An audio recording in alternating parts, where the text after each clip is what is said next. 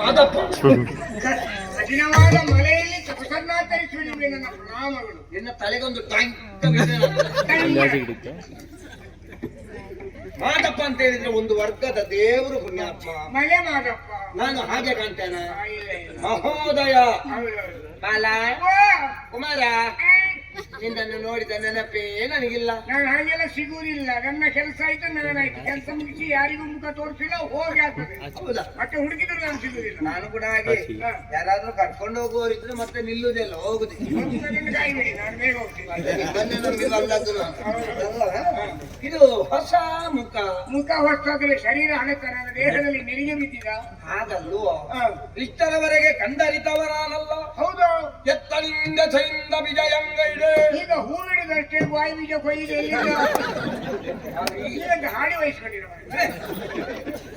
ಬೀಜ ಕೊಯ್ದದ್ದಲ್ಲ, ವಿಜಯಂಗೈದೆ. ಎತ್ತನಿಂದ ಐತಂದೆ. ಎತ್ತಲಿಂದ ಐತಂದೆ. ನೈತಂದಲ್ಲ, ಐತಂದೆ. ಕಾರ್ಯಕ್ಕೆ ಬಂದೆಯ? ಹೌದು, ನಿಮ್ಮ ಕಾರ್ಯಾರ್ಥಿಯಾಗೇ ಬಂದೆ. ಕಾರ್ಯಾರ್ಥಿಯಾಗಿ ಬಂದೆ, ಕಾರ್ಯಕ್ರಮಕ್ಕಾಗೇ ಬಂದೆ. ಯಾರು ನೀನು? ಉಸರೆ ಬಾಲ, ಉಸರೆ ಬಾಲ, ಉಸರೆ ಬಾಲ. ಪೂಜ್ಯರೇ, ಏನಪ್ಪ?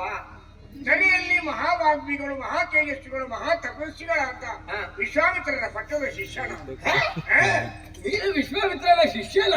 ಹೌದೇ. ನಾನು ನಿನ್ನನ್ನು ನೋಡಿ ನೀನು ಗುರು ಅಂತ ಭಾವಿಸಿಲ್ಲ. ಇನ್ನು 2 ವರ್ಷ ಆ ಪದವಿಗೆ ಹೋಗುದಿಲ್ಲ. ಮಂದಿರ ನಿರ್ಮಾಣ ಆಗ್ಲಿಕ್ಕೆ 2 ವರ್ಷ ಬೇಕು ಕಾಣ್ತದಲ್ಲ. ನಂತರ ಪ್ರಯತ್ನಿಸು. ನೋಡು, ಅವರ ಪಟ್ಟದ ಶಿಷ್ಯನ ಅಡಿಲ್ಲ.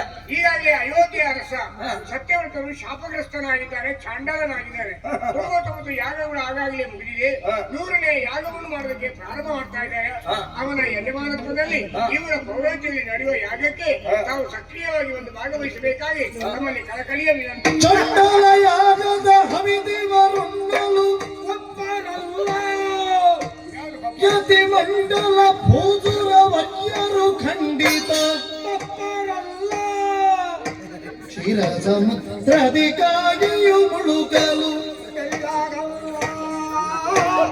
ನಿತ್ಯಚಾರ ಗಾದಿ ಜಗಕ್ಕೆ ದೊರೆ ಸ್ವರ್ಗ ಕೇಳಲು ಸಾಧ್ಯವಿಲ್ಲ.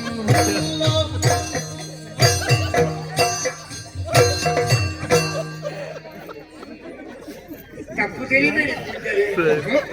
ವೈಶಾಖ ಮಾಸದಲ್ಲಿ ನೀರು ಹಾಕದೆ ಒಣಗಿ ಹೋಗಿರೋ ಸಪೂರ ಬಸಳೆ ಗಂಟಿನಂತಿರುವ ನಿಮ್ಮ ಕಾಲುಗಳಲ್ಲಿ ಪುಟ್ಟ ಪುಟ್ಟ ಹೆಜ್ಜೆಯನ್ನು ಹಾಕ್ತಾ ಹೋಗುವಾಗ ಎಲ್ಲಿ ನಿಮ್ಮ ಮಾಂಸಖಂಡಗಳು ಉದುರಿ ಬೀಳುತ್ತವೆ ಹಿಡಿಯಲು ನಾನು ಕಾತರಿಸ್ತಿದ್ದೆ. ದಯವಿಟ್ಟು ಕ್ಷಮಿಸಿ ಕುಮಾರ.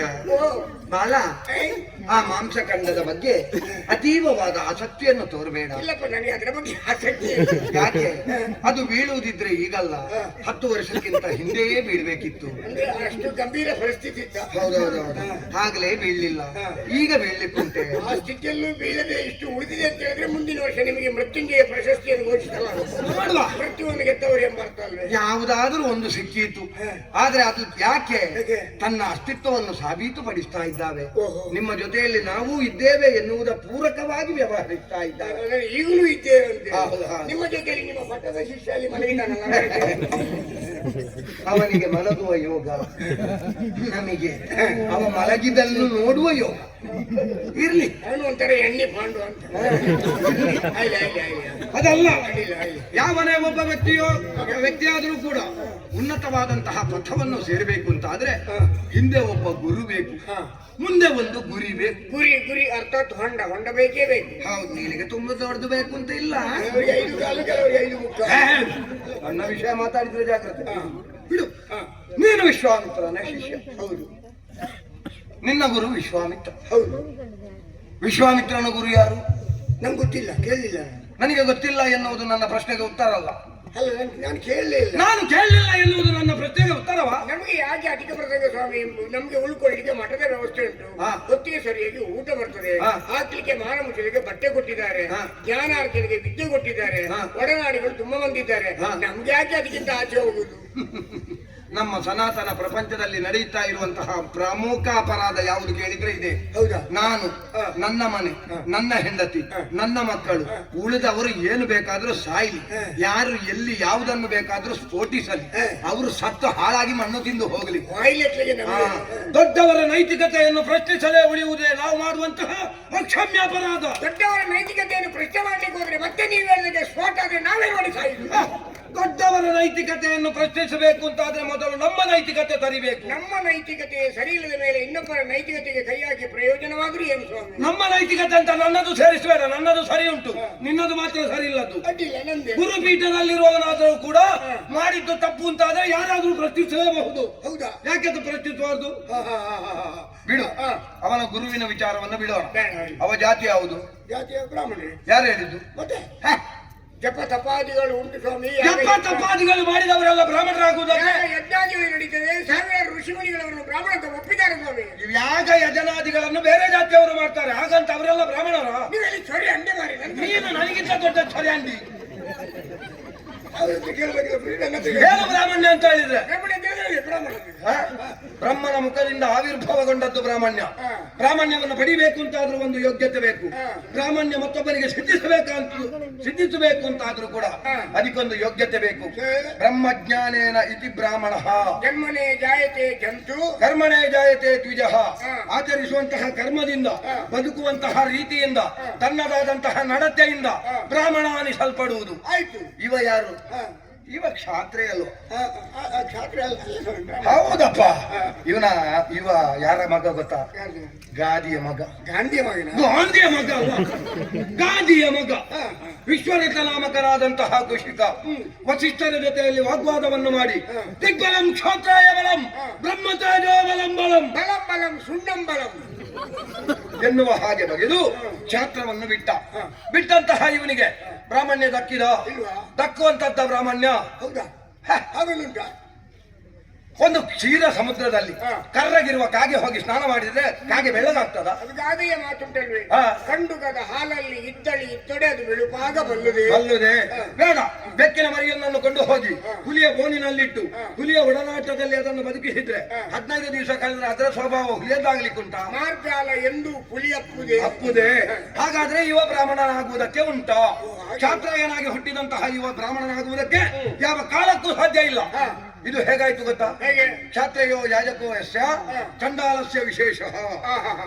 ಕ್ಷಾತ್ರೇಯನಾದವನು ಯಾಜಕನಾಗಿರುವಂತಹ ಯಜ್ಞಕ್ಕೆ, ಹ. ಚಂಡಾಲನಾದವ ಯಜಮಾನನಾಗಿರುವುದೇ ವಿಶೇಷ. ಹೌದಲ್ವ? ಷಟ್ಕರ್ಮಗಳನ್ನು ಆಚರಿಸುವಂತಹ ಯೋಗ್ಯತೆ ಹ. ಬ್ರಾಹ್ಮಣನಾದವನಿಗೆ ಲಭಿಸ್ತದೆ. ಯಾವುದೆಲ್ಲ ಷಟ್ಕರ್ಮ? ಅದು ಅಗತ್ಯ ಉಂಟ? ಯಾವುದು ಅಂತ ಬೇಕಾದ್ದು ಒಂದು ತಲೆಗೆ ಹೋಗುದಿಲ್ಲ. ಪಾಪಿ ಬೇಡದ್ದು ಎಷ್ಟು ಕೇಳ್ತೀನಿ ನೀನು. ಅಲ್ಲ ಸ್ವಾಮಿ, ಮಾತಾಡುವ ವೇಗದಲ್ಲಿ ಕೆಲವು ವಿಷಯಗಳು ಒಮ್ಮೆ ಮರೆತು ಹೋಗ್ತದೆ, ಮರೆಯಾಗಿ ಹೋಗ್ತದೆ. ನನಗೆ ಮರ್ತೋಗಿದೆ ಅಂತ ಯಾರು ಹೇಳಿದ್ದು ನಿಮಗೆ? ಲೋಕದ ರೂಢಿಯ ಮಾತಿಲ್ವೇ? ಯಾವುದು? ಕೆಲವರಿಗೆ ಗೊತ್ತುಂಟು ಅನ್ನೋದು ಗೊತ್ತಿಲ್ಲ, ಹಾ. ಕೆಲವರಿಗೆ ಗೊತ್ತಿಲ್ಲ ಅನ್ನೋದು ಗೊತ್ತುಂಟು. ಹಾ. ಈ ಗೊತ್ತಿದ್ದನ್ನು ಗೊತ್ತಿಲ್ಲ ಅಂತ ಹೇಳಿದ್ರೆ, ಗೊತ್ತಿಲ್ಲದನ್ನು ಗೊತ್ತುಂಟು ಅಂತ ಹೇಳಿದ್ರೆ, ಗೊತ್ತಿದ್ದದ್ದು ಗೊತ್ತಾಗುವುದು ಗೊತ್ತಾಯ್ತಾ ಅಂತ ಹೇಳುವವರು ತುಂಬಾ ಬಂದಿಲ್ವಾ? ಹೇಳುವುದಕ್ಕೆ ತೊಂದರೆ ಇರುವ ತೊಂದರೆ ಆದರೆ ಹೇಳುವುದಕ್ಕೆ ತೊಂದರೆ, ಹೇಳುವುದಕ್ಕೆ ತೊಂದರೆ ಇರದ ತೊಂದರೆ ಆದರೆ ಹೇಳುವುದಕ್ಕೆ ಏನು ತೊಂದರೆ? ಅದು ತೊಂದರೆನೇ ಕೌಚ ಆಗ್ಬಿಟ್ಟೆ ಬೇರೆ ದಾರಿ. ಅದು ನಿನ್ನ ತಲೆಗೆ. ಯಜನ ಯಾಜನ, ಅಧ್ಯಯನ ಅಧ್ಯಾಪನ, ದಾನ ಪರಿಗ್ರಹಣ, ಈ ಯೋಗ್ಯತೆ ಒಬ್ಬ ಬ್ರಾಹ್ಮಣನಾದವನಿಗೆ ಬರ್ತದೆ. ಆಗ್ಲಿ. ಇದರಲ್ಲಿ ಬ್ರಾಹ್ಮಣ ಯಾರು? ಅವರೇ ವಿಶ್ವಾಮಿತ್ರ. ಹೇಗೆ ಬ್ರಾಹ್ಮಣ? ಎಲ್ಲ ಕಥೆಗೆ. ಕ್ಷಾತ್ರೇಯನಾದವ ಹುಟ್ಟಿದ್ದು ಕ್ಷಾತ್ರೇಯ ಜಾತಿಯಲ್ಲಿ, ಅವ ಬ್ರಾಹ್ಮಣ ಆಗುವುದು ಹೇಗೆ?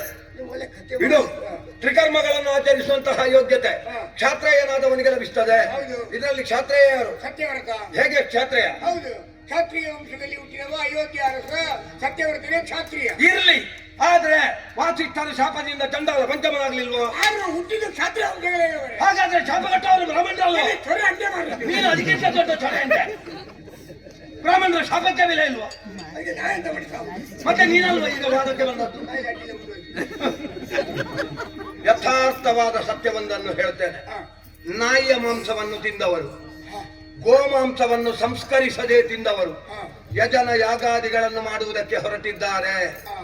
ಆ ಯಾಗಕ್ಕೆ ಪ್ರಧಾನ ಹೋತೃವಾಗಿ ಮಹೋದಯ ಬೇಕು ಹೌದು. ಎನ್ನುವುದು ಅವರ ಕಲ್ಪನೆ. ಹೌದು ಅಂತಾದ್ರೆ ಅವನ ಕುಲ ಯಾವುದೇ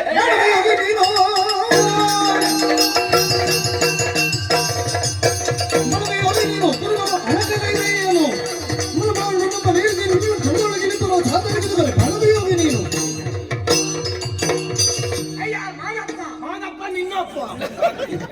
ಮಹೋದಯ ಅಂತ ಹೇಳಲಿಕ್ಕೆ ನನಗೆ ಬರುವುದಿಲ್ವಾ ನಿನ್ಗೆ?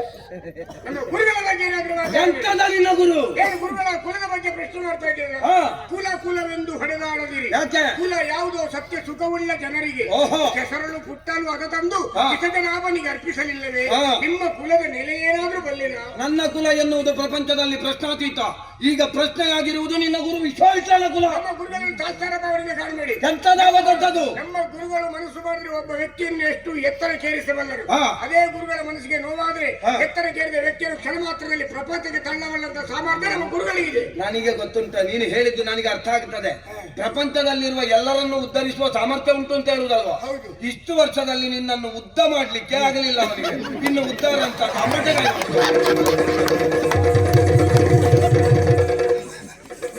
ದಿವಸ ಹೊಡೀತದೆ ನೋಡು.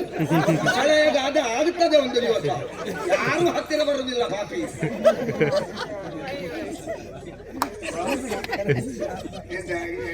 ಈಗ ಎಂತದ ನಿನ್ನ ಗುರು? ನಮ್ಮ ಗುರುಗಳ ಯೋಗ್ಯತೆ ಗೊತ್ತಿಲ್ಲ. ಯಾವ ಪ್ರಾಣಿಯಾದರೂ ತನ್ನ ಮರಿಯ ಮಾಂಸವನ್ನು ತಿನ್ನುವುದಿಲ್ಲ. ಆ ವಿಶ್ವಾಮಿತ್ರ ತನ್ನ ಕುಲಕ್ಕೆ ಬೆಳಕಾಗಬೇಕಾದ, ತನ್ನ ಬದುಕಿನಲ್ಲಿ ಬಾಳಿ ಬೆಳಗಬೇಕಾದಂತಹ ತನ್ನ ಮಕ್ಕಳನ್ನು ತನ್ನ ಸ್ವಾರ್ಥಕ್ಕೆ ಬಲಿ ಕೊಟ್ಟ ಬಂದ. ಅವರ ವಿಷಯದ ಬಗ್ಗೆ ನನ್ನ ಮೇಲೆ ಹಲ್ಲೆ ಮಾಡ್ತಾ ಇದ್ದೀರಿ ನೀವು. ಒಬ್ಬ ಗಂಡನಾಗಿ ಹೆಂಡತಿಗೆ ಸರಿಯಾದ ನ್ಯಾಯವನ್ನು ಒದಗಿಸುವುದಕ್ಕೆ ಆಗದೆ ಆ ಸಂಸಾರ ಎನ್ನುವಂತಹ ವ್ಯಾಮೋಹವನ್ನು ಬಿಟ್ಟ ಒಬ್ಬ ಪಂಚ. ಅವರ ಸಂಸಾರ ವಿಷಯಕ್ಕೆ ಕೈ ಹಾಕಿದ್ದೀರಿ, ನನ್ನ ವೈಯಕ್ತಿಕ ವಿಚಾರಕ್ಕೆ ಕೈ ಹಾಕಿದ್ದೀರಿ. ಹಾ. ಮನಸ್ಸು ಮಾಡಿದ್ರೆ ಕ್ಷಣ ಮಾತ್ರ ನಿಮ್ಮ ಶಾಪ ಕೊಡಬಹುದು. ಕೊಡುವುದಿಲ್ಲ. ಸತತವಾಗಿ ಇಷ್ಟು ವರ್ಷ ಸರಸ್ವತಿಯನ್ನು ಆರಾಧನೆ ಮಾಡಿಕೊಂಡು ಬಂದಿರುವ ಪವಿತ್ರವಾದ ನಾಲಿಗೆಯಲ್ಲಿ ನಿಮ್ಗೆ ಶಾಪ ಕೊಟ್ಟು ಅದರ ಶಕ್ತಿಯನ್ನು ಕಳ್ಕೊಳ್ಳಿಕ್ಕೆ ನಾನು ತಯಾರಿಲ್ಲ. 2 ವರ್ಷ ಬಿಟ್ಟು ಬೇಕು ನನಗೆ ಬಲ ನಾಲಿಗೆ. ಇದೆಂತದ್ದು ಬಿಸಿ ನೀರ? ನೀವು ಗರಿಕೆ ಮಾಡಿ ಇಟ್ಕೊಂಡೆ ಗರಿಕೆ ಮಾಡಿ ಇಟ್ಕೊಂಡು ಬಂದದ್ದು ನಿನ್ನ ಕೈ ಚೀಲದಲ್ಲಿ ನೀನೇ ಗೊತ್ತಾಗುತ್ತದೆ. ಶಾಪವನ್ನು ಕೊಡ್ತಿದ್ದೆ, ಆದ್ರೆ ನನ್ನ ಶಾಪವನ್ನು ಪಡೆಯುವ ಅರ್ಹತೆಯು ನಿನಗಿಲ್ಲ. ಬೇಡ ಬೇಡ. ಬೇಡ, ಹಾಗೆ. ನಾನು ಗಿಡ್ಡ ಇದ್ದೇನೆ ಅಂತೇಳಿ ತಾತ್ಸಾರ ಭಾವನೆಯಿಂದ ಕಂಡಿದ್ದೀರಿ. ಹಾ. ಒಂದು ಮಾತು ನಿಮಗೆ ನೆನಪಿರಲಿ. ಯಾವುದು? ಗಿಡ್ಡ ಇದ್ದೇನೆ ಅನ್ನೋ ಕಾರಣಕ್ಕೆ ತಾತ್ಸಾರದಿಂದ ಮಾತಾಡಬೇಡಿ. ಹಾ. ಎಳೆಗರುಂ ಎತ್ತಾಗದೆ, ಎಳೆಗರುಂ ಎತ್ತಾಗದೆ, ಓಹೋ. ಮಿಡಿ ಪಣ್ಣಾಗದೆ, ಪೆನ್ನಾಗದೆ, ಪೆನ್ನಲ್ಲ ಪಣ್ಣಾಗದೆ, ಮಣ್ಣಾಗದೆ, ಹಾ. ನನ್ನಲ್ಲಿ ಹೌದು. ಸಾಹಿತ್ಯ ಹಾ. ಎಲೆಗರು ಎತ್ತಾಗದೆ, ಮಿಡಿ ಪಣ್ಣಾಗದೆ, ನ್ಯಗ್ರೋಧ ಬೀಜಮಂ ಸಿಡಿದು ಹಾ. ಕೆಲಮಂ ಪೆಮ್ಮರನಾಗದೆ. ಹೇಗಂತ ಪೆರಮರಿ ಹಾಕ್ಬೋದು. ಕೊಂಟೆಗಳ ಮದುವೆಗೆ ಶ್ವಾನಗಳ ನೆಂಟರು ಕುಂಟಕಾಂತ ಮನಗಾಯನ ಅಂತ ಹೇಳಿದಾಗೆ ಇವ ಏನು ಹೊಟ್ಟೆಪಾಡಿಗೆ ಬಂದವ. ನಮ್ಮ ಪ್ರಶ್ನೆ ಇವನಲ್ಲ, ವಿಶ್ವಾಮಿತ್ರನಲ್ಲ ಕೇಳ್ತಾ ಇದ್ದೇನೆ. ಅವನಿಗೆ ಯೋಗ್ಯತೆ ಇರುವುದಾದರೆ ತನ್ನ ಕುಲವನ್ನು ಪ್ರಾಪಂಚಿಕರ ಮುಂದೆ ಅಭಿವ್ಯಕ್ತಗೊಳಿಸಲಿ.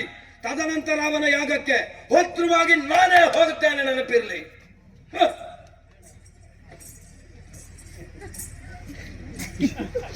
ನೀವು ಗಡಿಬಿಡಿ ಮಾಡಿ